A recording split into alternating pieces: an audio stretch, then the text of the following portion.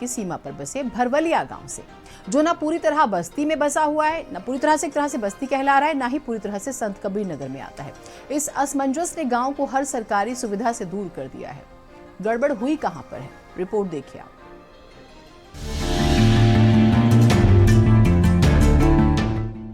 कभी कभी सरकार की एक छोटी सी गलती किसी गांव की किस्मत बिगाड़ देती है। ऐसा ही हुआ है बस्ती और संत कबीर नगर के बॉर्डर पर बसे भरवलिया गांव के साथ। न गांव पूरी तरह बस्ती में है, न पूरी तरह संत कबीर नगर में, और इसी कारण यहाँ के लोग आज तक यह नहीं समझ पाए हैं कि उनका असली जिला कौन सा है। इसी उलझन में उन्हें हर सरकारी सुविधा से दूर कर दिया है।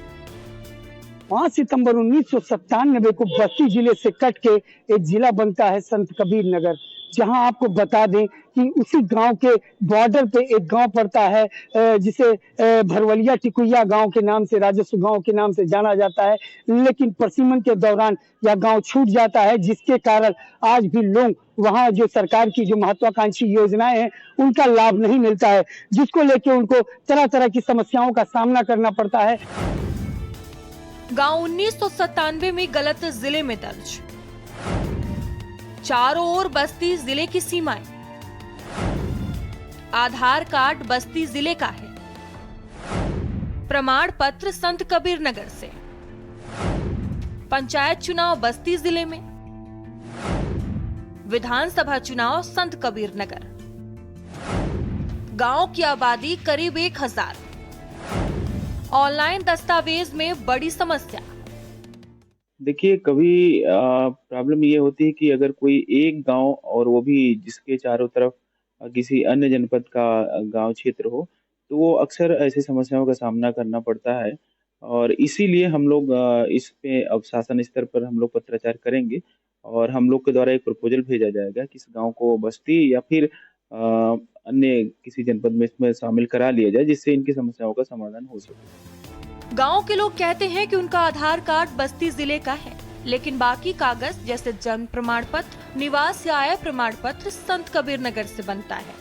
जब कोई सरकारी नौकरी या योजना में आवेदन करते हैं तो दस्तावेजों में 2 जिले देखकर उन्हें रोक दिया जाता है।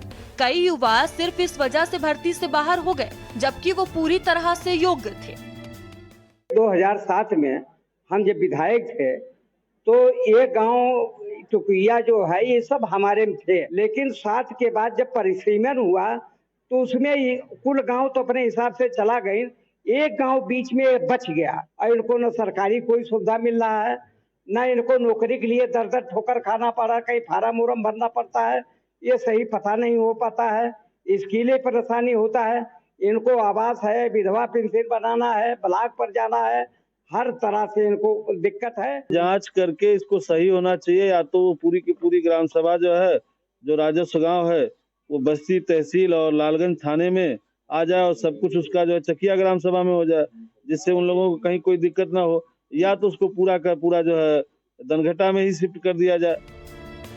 अधिकारी बदलते रहे, फाइलें घूमती रही और गांव की हालत वही की वही रही। इस गांव के लोग अब थक चुके हैं। उनका बस एक ही सपना है कि गांव को पूरी तरह बस्ती जिले में शामिल किया जाए, ताकि उनके बच्चों का भविष्य बन सके, ताकि उन्हें भी बाकी गांवों की तरह सरकारी योजनाओं और नौकरियों का फायदा मिल सके।